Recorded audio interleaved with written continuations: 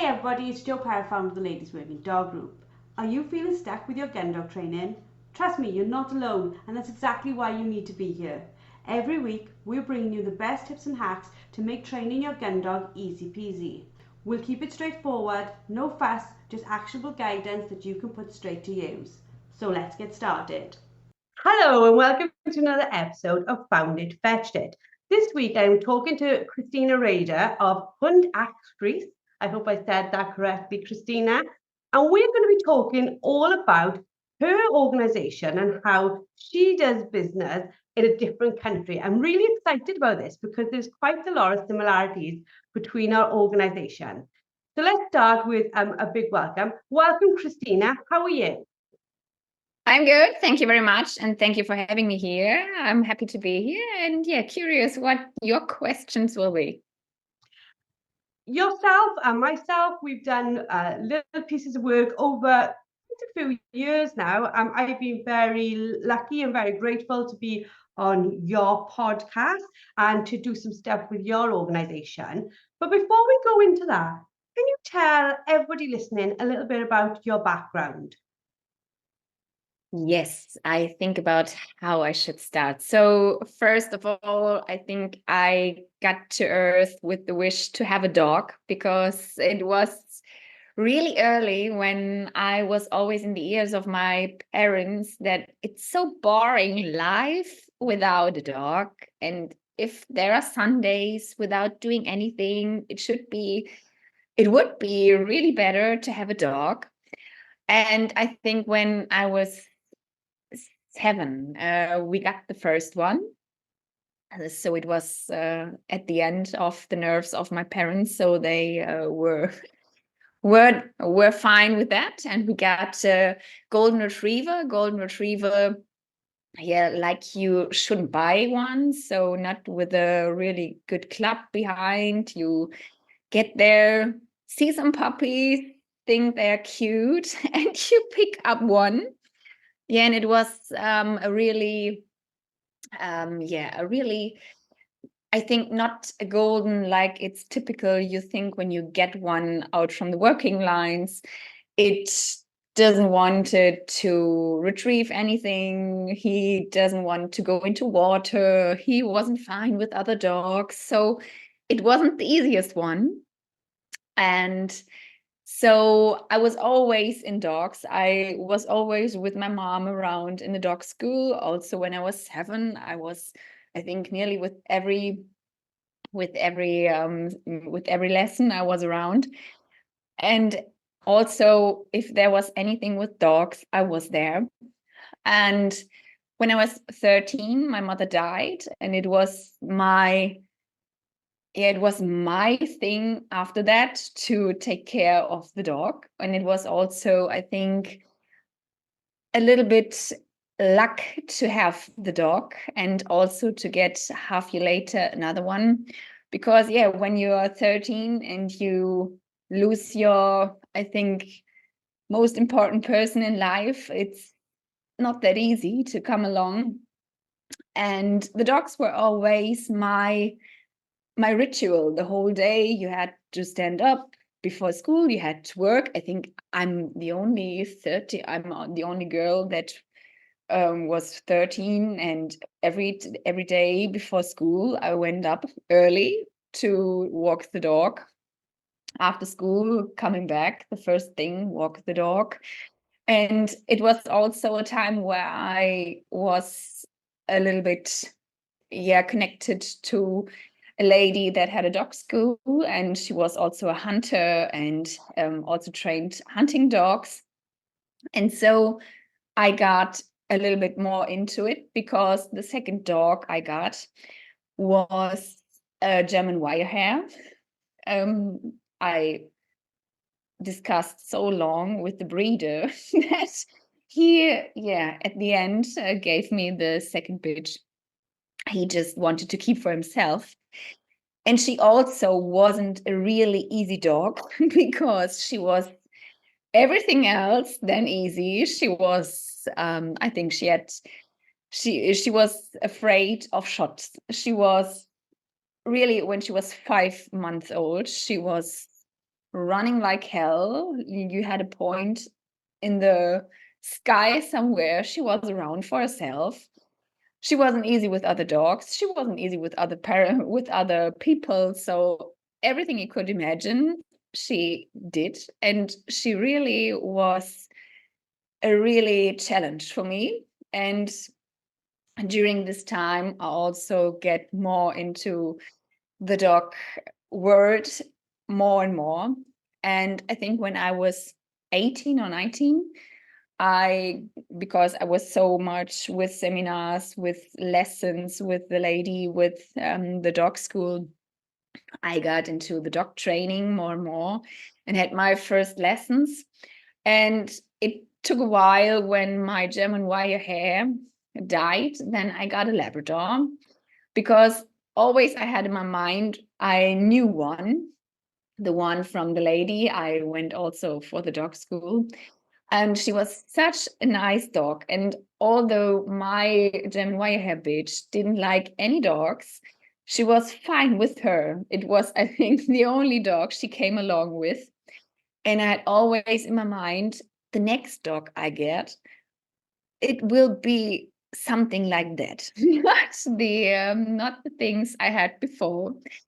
And yeah, when my German Wirehair died with 12 years around, then this lady was so sad with me. And she, I don't know why, she didn't have the relationship she thought she should have with the dog, with this Labrador bitch. And so she asked me, yeah, maybe should she sleep a night with you, that you aren't alone when you haven't a dog yet. And so I said, yes, why not? And she came with me, and it was like, yeah, she had been all the time with me. And after that, she stayed there. And I think she was 5 years old then. And yeah, we were a team from the first day on. And after a while, I get also a partner with different, or with many dogs. So in total, we had, I think, around 10 or 11 dogs, also Labradors, Golden Spaniels. And we breed together also. And yes, now I'm there with my 3 Labrador bitches and 1 dog, and still running the business, giving seminars, retriever training, dummy training, doing training holidays with the people around, and yeah, doing many online trainings also, stuff like this. And this is a small thing from the beginning till now. It's mad, isn't it, how we start one path with one dog, with one plan, with one expectation, and then as it grows, it sort of becomes our like entire world. So you've got a selection of Labradors at this point, and you're, if I'm understanding right, you're working with this lady.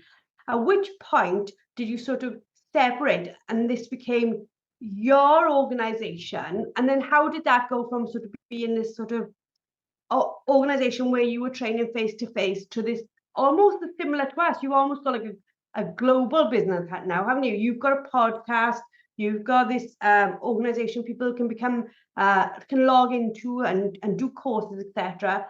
How did that happen for you?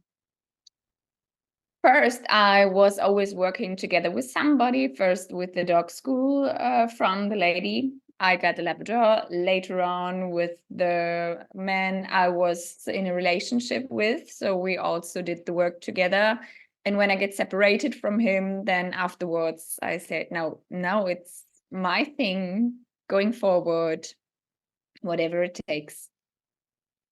That's fabulous. And tell us a little bit more about like that journey, like, you know, because when I look at your photos, and if anybody is listening to this, you can find a wonderful account on Instagram. What is your Instagram handle, Kristina?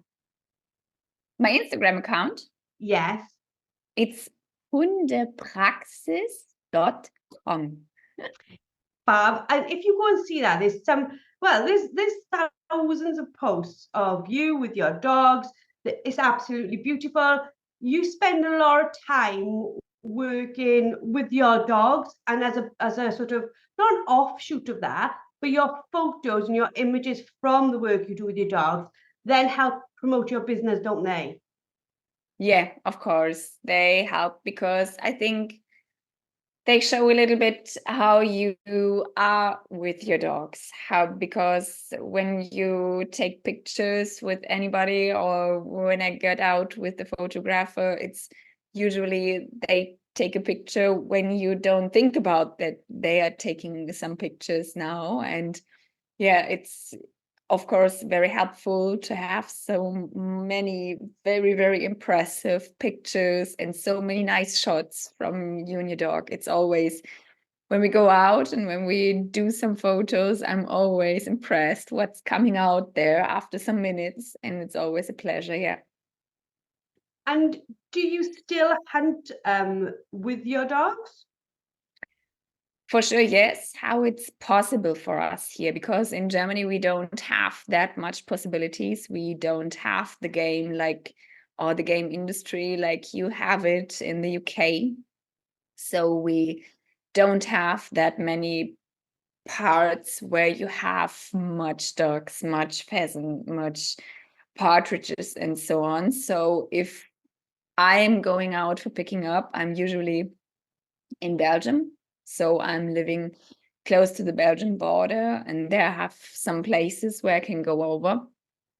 And yeah, finally finished my shooting license. So maybe there will be also another possibilities now, because till now I just went out with the dogs and just went with them for picking up. And now I will see what's going on in this year again. So you started off with a golden retriever, and then you had a pointer, and now you have labs. Do labs have your heart forever, or are you ever tempted by other breeds? Mm, I also like very much the working Springer Spaniels. So, but it's not easy to get here in Germany a really good one, because it's very upset. The really English type, the working Springer type, we don't breed here, because we just have I think, the show lines. We have also some that are a little bit more the hunting lines, but it's not the body, it's not the temper what they have. So it's very difficult. We can go over to the Netherlands or to Denmark, where we maybe just have some kennels, because of course I could get over to England, but then I just can't, or I can take a puppy when it's 16 weeks old over with me. So it's also not that nice possibility I prefer. But I'm a little bit searching about that. So a working Springer Spaniel will be around with me again, and also Golden will be also again with me. But it's the Labrador will still be every time with me. But I think here in Germany, for me at the moment, it's not that easy to get a working golden that I think it's from the temperament, it's from the character, it's from the working, it's from the confirmation, like that what I prefer. So it's not easy. And we also have, yeah, and healthy. So it's a little bit difficult, and I'm always looking what's coming out, and it's still in my mind. Yeah, maybe also gain a German wire hair, because I just have to, yeah, to prove my mind if there should be also another German wire hairs, not like the crazy lady I had. So I think this will be also a challenge for me somewhere in life, where I will get another one. I think over here we call that glutton for punishment and wanting to do it again. But yeah, I can totally understand. And there are such emotional connections with different dogs in your past. You know, I know for myself, I don't want to recreate the past, but there's certainly parts of me that want to continue what I was doing with Dad and after Dad, and seeing where I can take that. With regards to sort of your podcast, how did you get into that? Because I wasn't sort of forced into it, but it was an idea, it got thrown up, we started doing it, and we like in this third year, or coming into the third year, I think. What made you do something similar around working dogs in Germany? I think my idea is always to make the people understand dogs better. It's not just about training or to show the people how they should hold their hand when they have something inside, or how they have to do it to keep the dog nice on the leash. It's, for me, it's always the understanding behind and the understanding for the dog, and to be interested in dogs. Because when you have a pet at home, or you want to train a dog for something sportive or for the hunting, it's so much easier to come along and to deal with different things if you understand your dog, and also if you're interested in modern methods, how it's working, also to look on different sportive things. So I like also very much I don't know, the protection dog work. I love it when I see Malinois that are really nice trained and that are really doing a great job. And it's also interesting for me to look to different people, different types of working with the dog, how it works there, because you learn every time, or you should learn every time. And sometimes it's good to have a look at this or this, to just, maybe get something in it that helps you further on when you have a problem training with yourself or with the dog. Fabulous. And recently, we both recorded something for you. Run like an annual online congress. Tell us a little bit more about that, like why you started that, what your plans are for it, and how our members can sort of like be involved in that.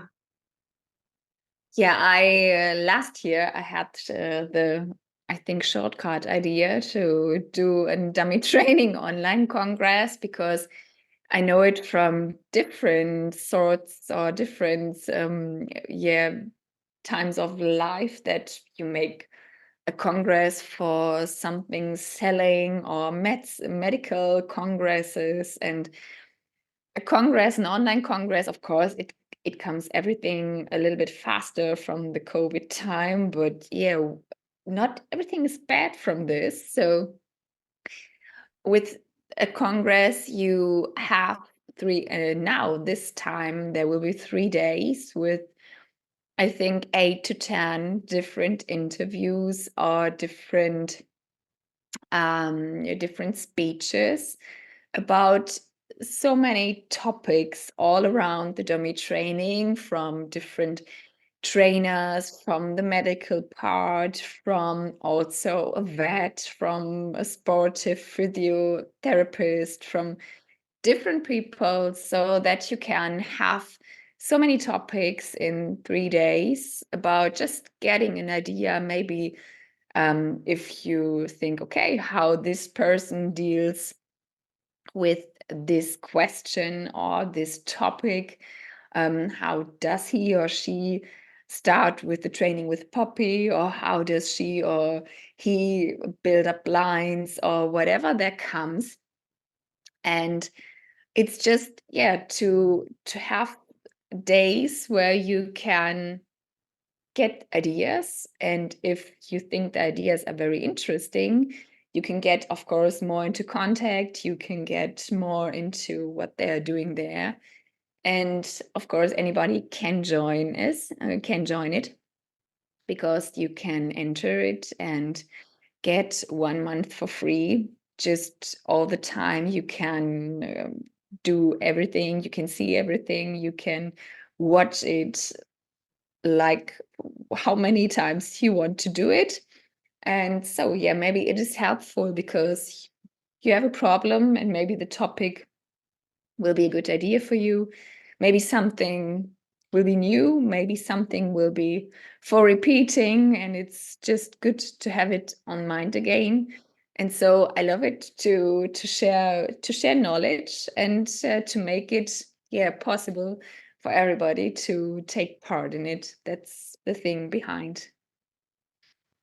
So we'll put up some information for those who are listening in the members lounge now, because we are recording this for Founder Fetch Tip, but we are streaming it live into our member section as a perk for them to listen to Kristina. And if you have any questions, ladies, please put them in the Facebook comments and I can ask Kristina those for you. But if you're listening on Founder Fetched It, we'll put a link in the show notes to the Congress so that you can go and find out more about that.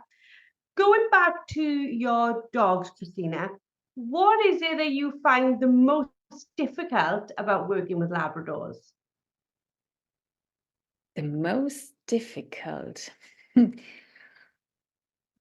I think that they are also so different and not like everybody thinks. It's always the easiest to train a Labrador because everybody thinks, yeah, it's just to tell them what they should do and they will do everything. But they're also every dog's different, and I have, yeah, I think a little bit more the sensitive ones. So it's also a challenge to learn how to handle them and not to force them too much, not to punish them too much, to read them and not to be involved if they make nice eyes and say, I don't know what you're doing or what you're wanting from me, but she knows very exactly what she should do now. And I think more isn't there, because they're really nice to train, or a dog that is nice to train, because that's the only one. I don't know a Labrador that it's not easy to motivate with food, maybe for some things, for the heel work or for the recall or whatever. And yeah, maybe the interesting in food could be also a thing that can fall on your feet. But with the Labradors, it's really a nice working breed I like to train on. I absolutely agree with you. I think there is this perception by those who haven't owned a Labrador that a Labrador isn't a challenge, but I totally agree with you. Every single dog is different. You can have a really easy to train Spaniel and a really easy to train HPR. They do exist. They are amongst us. But, and the same way, you can have incredibly hard versions of every breed to train, can't you? Yes, that's true.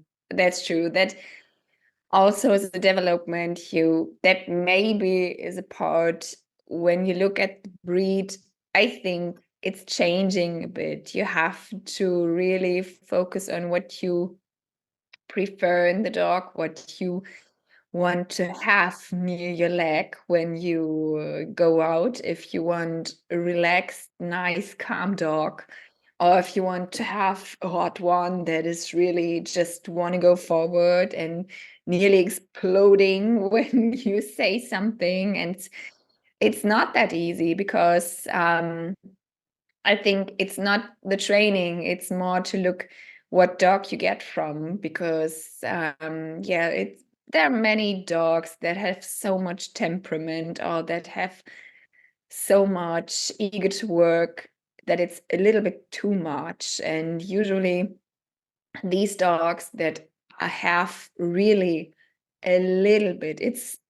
I like it when they have very much temperament, but these ones that are just looking for work, I think the most I've seen a little bit in the character, not that sure in the whole life around. So that's a thing, a point I prefer to look at where I got the dog from, what it's bred from, and how the parents are like and how the puppies are raised up. That's very important for me.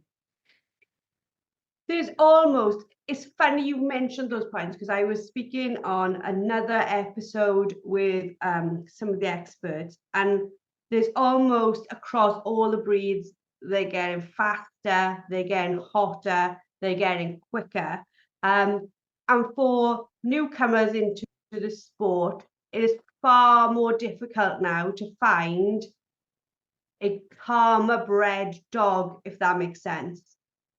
Yeah, I think so.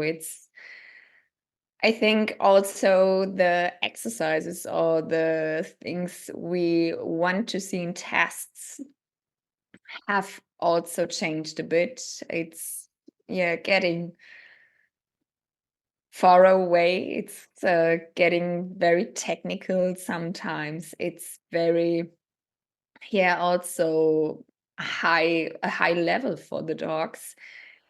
And of course, you need dogs that have the will to go for it. But yeah, still, I think I don't know how much you take your dogs into training, but when I see how much my dogs are working and training and how much they're just laying around and coming with me all my day, it's a point that it's really important to look at how the dog's in the rest of his life. And so I think when you want to have a working dog, it doesn't matter if you look for a spaniel, for a retriever, for something pointing dogs or whatever. You don't have just to look at the points from different tests they made, and you don't need the dog that made all the highest points with everything. It's just the thing your heart says, okay, these parents are nice, that are friendly with every foreigner, they are friendly with dogs, they are easy in life. I think that is more important because, yeah, if you have a working dog, training that to work will be also fine. If you have not the hottest one, it will be also working. Absolutely. I think it's almost as if you need to say, let me see the parents when they switched on, and now let me see the parents when they switched off. And can they make that change? Yeah, it's very interesting. But that's what, of course, we prefer from the retrievers very much. If they are checking there, sitting there between, yeah, I think many minutes, many hours, nothing to do, and how, yeah, could they relax? But when you tell them to work something, are they on point? And that's the thing, yeah, we should have our focus on when we get, of course, also in training right from the beginning. But I think it's very great part to look where you get the dog from. Absolutely. Going forward for you with your dogs and with your organization, we're in the start of a new year, 2024. What sort of things do you have planned for yourself with your dogs? Like, will you be doing more tests, etc., and what will you be doing with the business? First, I think with my oldest one, she's now 8. But she's fit and she's healthy. So with her, I want to go on tests a little bit more because, yeah, you don't know how many time there's still with them to go out. Then I think I will make a litter with her daughter now this year because everything is fine for that. So this will be also very interesting because the daughter is the last litter I had 5 years before, nearly again. So this will be also very interesting time for me.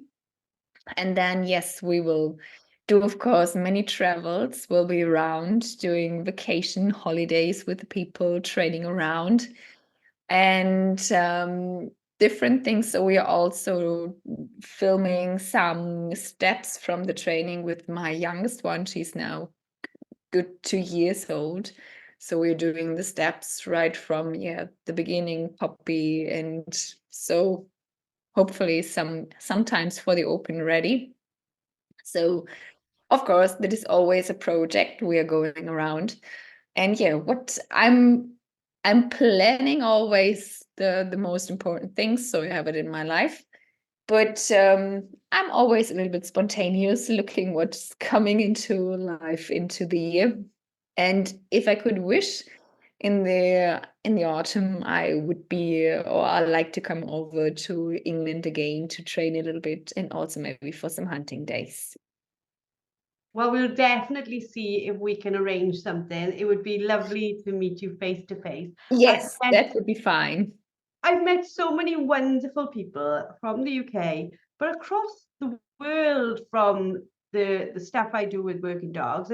And when I look at them sometimes, I never thought they would bring me this. You know, it couldn't be foreseen. But yeah, I'm very grateful to my two for giving me the friendships they've given me inadvertently. Yeah, it's so nice when you travel around in different countries and you join with people that are also doing the same like you. If you go to Denmark, or if you go to Belgium, if you go to Austria, or wherever you're going, you can go out with the dogs, and everybody could make an exercise and you know what to do. That's I like with these sports. And it's also really a nice joinment when you meet new people. It's always nice. Absolutely. Before I end our podcast, we've got one question. What is the name of your podcast, Kristina? It's the Hundepraxis.com podcast. Fabulous. Keeping it all easy, and that's absolutely important because you know, it's simple to find everything. This, ladies and gentlemen, is the same for Kristina's Instagram, which we've covered. I think it's the same on Facebook as well, isn't it? From what I've seen. So you can find everything. And it is absolutely fabulous to follow everything, because for me, it's not just what I learn from you, but like even the photos and things, I get to see life in the country, in a different country. And that's so fantastic to watch. I'm just checking to make sure if there's any other questions. Members Lounge, I know they are, this came out of the blue, but if there is anybody who's got any questions that you want me to ask, can you pop them in the comments, and I'll make sure I read through them. Bear with me, Kristina. Maybe it's also, in addition, important to mention that with the Congress, if they get part into it, there are also different speeches on English. So it's not just German.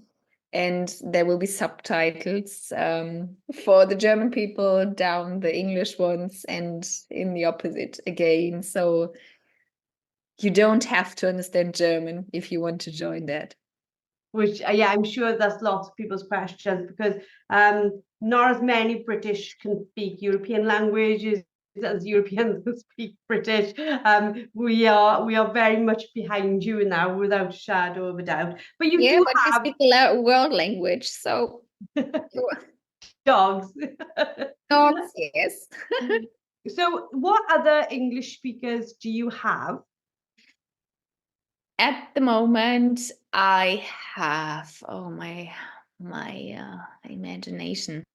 I have Rita Kökeni, I have Oliver Kirali, I have you.